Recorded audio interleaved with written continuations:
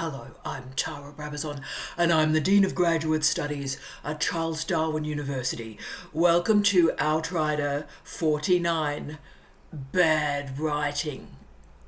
What a great title, and this request comes via Max.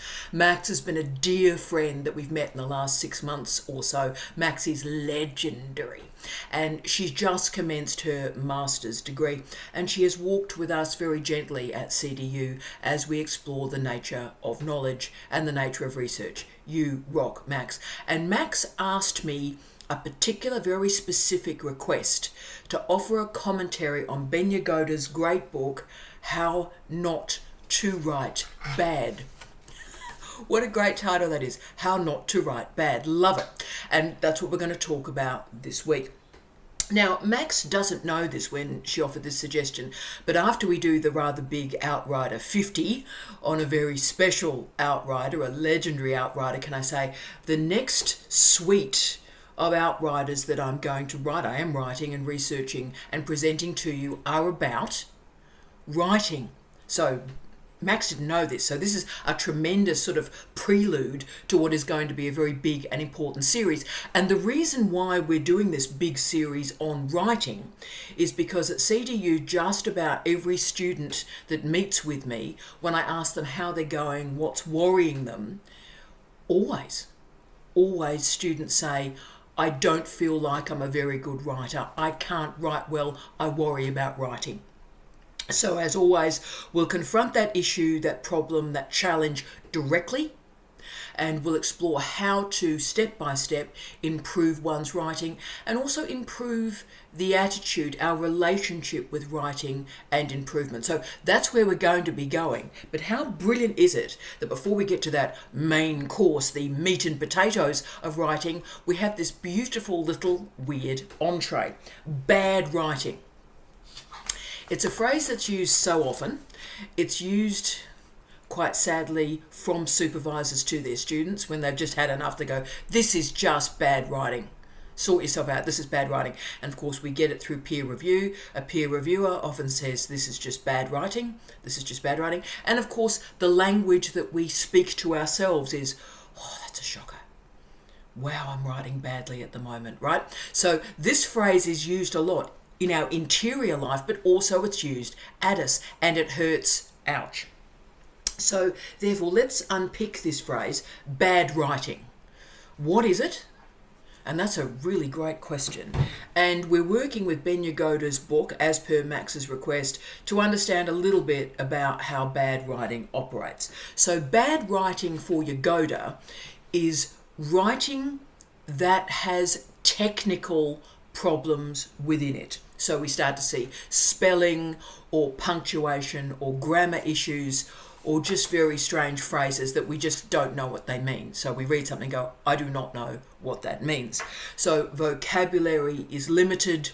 We see a series of repeated words because the vocabulary is small.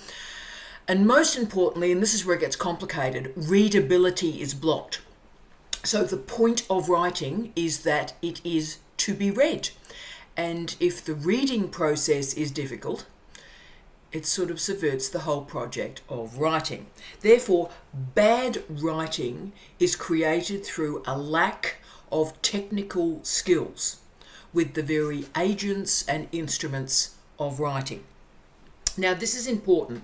A lot of students, thousands over the years, to be honest with you, come to me and they complain. And my own students do this, by the way. My own students do this as well. It's like, Tara, why are you focusing so strongly on spelling and grammar and punctuation and rubbish like that? I don't want you to focus on that. I want you to focus on the content. Now, maybe you've said the same thing about your supervisor, but there is a reason why our first draft, our first reading of student work focuses on the technicalities of language. And that is, no one will bother reading your content if they see these technical errors. You see, technical errors block your readability and also they undermine your credibility, to be frank. When I see spelling and grammatical errors in students' work, I worry a great deal because if there's those sort of errors, what else is going on? Because it's sloppy. Okay, so the point of bad writing, what it actually is writing that has technical issues. And those technical issues block your engagement with ideas, with concept, with knowledge, with research. It is a lens that darkens all possible interpretations and commentaries about your research. The problem is, though, and why bad writing is getting even worse, even since he wrote the book, is that we've got a technological revolution through digitisation that's also a textual revolution through digitisation. This is of tweets and blogs and Instagram posts and so forth. So it is sort of, writing is sort of everywhere. And what social media has done is transformed all of us into writers. But what it's actually done, colleagues, is it's configured the written word to be more like speech. So we post online as we speak. And that's a problem, because writing is not speech. They are different modes of communication. But the point is, not everyone is a writer. And the point is, certainly not everyone is a good, concise, precise, evocative writer. It's also true that there has never been more writing than exists right now. You think about emails just of themselves. There's never been more writing. If I think, I'm so old, I started my professional life as emails were emerging in universities. And, I'd maybe send 10 emails a day. I get about 800 emails a day. That's a lot of writing. It's also a lot of reading. And this proliferation of writing has done something to our visual literacy. It's blunted our visual literacy, our engagement with writing. You see, I am arguing that because of the proliferation of writing, particularly low quality writing, that we're starting to get a bit blunted in our capacity to recognise errors. Bad writing is created through bad reading. Full stop. Obviously, there's never been more reading than exists right now. But what are we reading? We're reading those damn emails. We're reading Instagram posts. We're reading Facebook posts. We're reading tweets. And the challenge is, and obviously I've done a lot of work on this through my career, the challenge is when we read, we seek comfort. When we read, we never want to be challenged or be made to feel uncomfortable. We want to read material that makes us feel centered in the world, like we know what's going on. We don't like reading material that unsettles us. And if you think about it, how we learn is we read what we don't understand, and we continue to read it, and our understanding increases. So learning comes from confusion and challenge. It doesn't come from comfort or compliance. And of course, what we've got now is so little reading being undertaken through the diversity of modes. We mainly read online. We rarely put the online environment away and read on different platforms like paper. And a lot of the early research in the early 2000s explored the different modes of reading on paper to a screen. So just so you know, the argument was through eye tracking software that when we read on a screen, our eyes tend to do circular movements. We read like that. When we read on a piece of paper, it's linear left to right. Okay, so when we read deeply and widely, our writing improves because our vocabulary improves, and we start to model strong sentence construction. Also, the complexity of our content increases because we read, we know more. So when we have the complexity of content around us, we have to lift our modality, lift the way we write to sort of manage and handle this complicated content. When we read, we learn. When we read, we learn. And what we learn, lots of things. We learn vocabulary, spelling, we learn punctuation, but we also learn the rhythm of language. and how language and phrasing changes as it moves between different platforms. There's so many meta lessons about writing we learn from reading. Now, Yagoda states, quote, "Your writing will improve in direct proportion to the amount that you read," end of quote. I'm not quite sure where he got that data set to make that clear, bold statement, but what he's demonstrating is reading and writing are linked, and the more you read, the better you write. Full stop, thanks for playing. Yagoda is a great believer in the importance of improving writing through reading aloud. Now, I found this very, very interesting. I tend to not do this a lot, to be honest with you, but he argues that writing improves when we read it aloud and use different senses. Now, I found this great because obviously a lot of training we're doing at CDU at the moment is about PhD students in podcasting, PhD students in audiobooks. So we are looking at the soundscape, the auditory cultures around academics.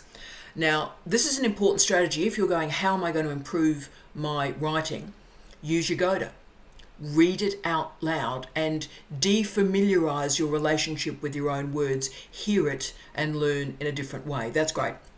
Now, I think Yagoda does underplay the role of the eye and screen cultures in thinking about writing, but in terms of returning the ear and listening and auditory cultures to the improvement of writing, he's absolutely brilliant. So that's a good punt. If you're going, oh, I'm not writing well at the moment, just try reading it out loud and see if that improves your editing. So clearly Yagoda is attacking wordiness and cliches. He really does not like that, and he argues that those particular attributes of bad writing are revealed and harnessed and handled when we read out loud. Bad writing can transform into okay, reasonable writing quite easily, and that occurs, of course, through editing and drafting. So when you complain about your supervisor correcting your spelling and your grammar, we're doing this so that we can remove the bad writing characteristics from you.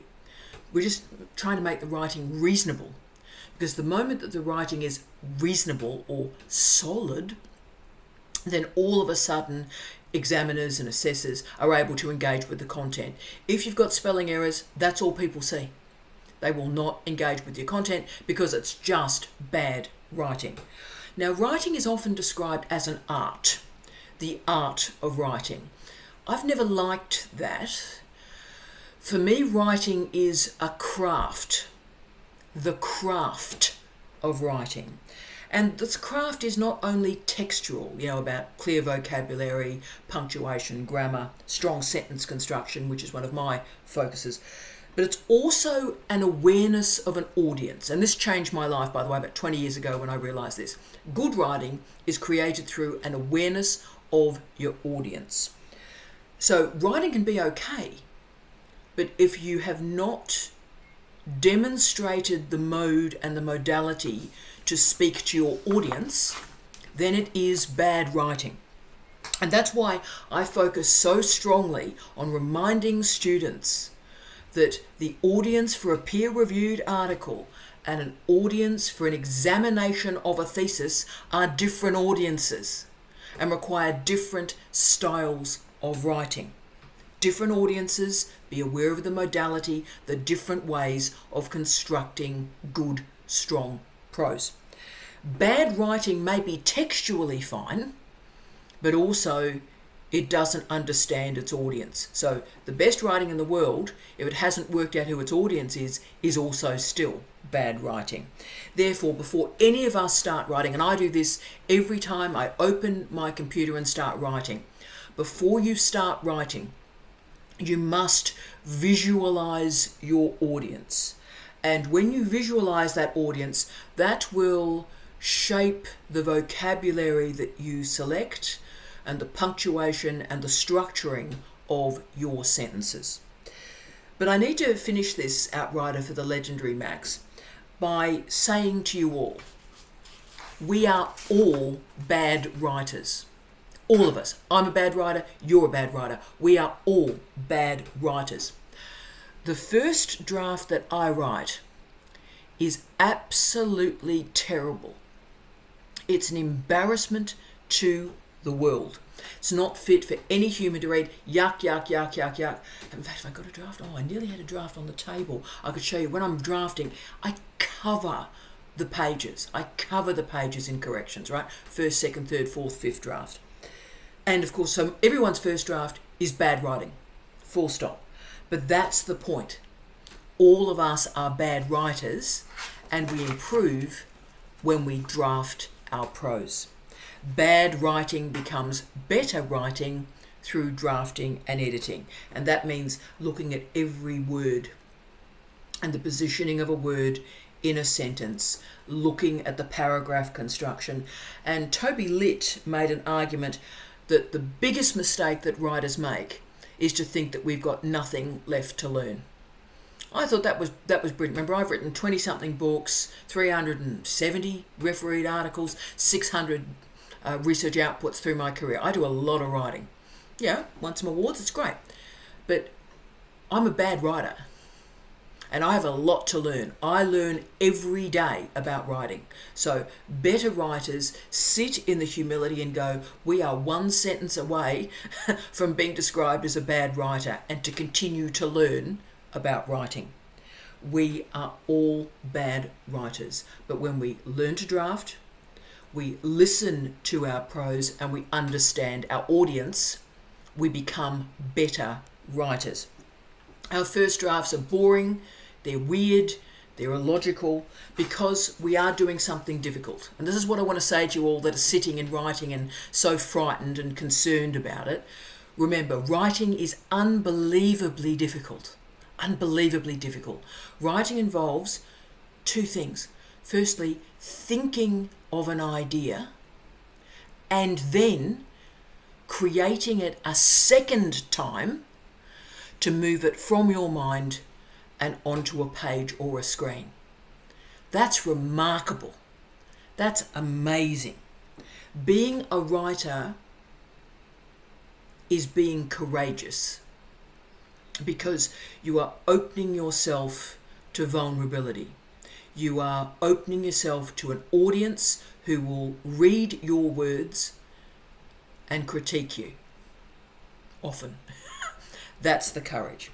And as we're about to move into our writing series after Outrider 50, let's together in the next couple of weeks make a decision to just monitor a few variables in our writing. So let's do some homework, all of us together, in the next couple of weeks, and think about 5 particular attributes in your writing. So let's all do this. I'm going to do it as well. 5 things to think about in your writing. Firstly, let's select our words precisely so that we know who our audience is. So start to think a lot about the audience for your writing. And that may be PhD examiners. Think about that. Think about the audience. Secondly, never accept a first draft. A first draft should go nowhere. Don't share any draft with any other human till it's gone through 10 editing cycles. Then it might be sort of okay. 3, so important for research. Start to look at your transitions. Look at the first sentence and the last sentence of every paragraph. Are you able to smoothly move a reader through your prose? Look at the transitions. 4, my old line. When in doubt, chop it out. Don't write long sentences. Do you need that adjective? Do you really need that adjective? When in doubt, chop it out. And 5, yes, remove all cliches. Our homework for the next couple of weeks is, if you start to see yourself writing in cliches, scrub it out. Get rid of it. So with this homework in place, with this consciousness in place, we start to move bad writing into better writing. So in the meantime, let's do our homework. Let's be positive, realize what a courageous job we're doing whenever we write in and for the world. So Max, you are an amazing human being. You are a gift to me. You are a gift to CDU. And I wish Max and I wish you all love, light and peace. Tea out.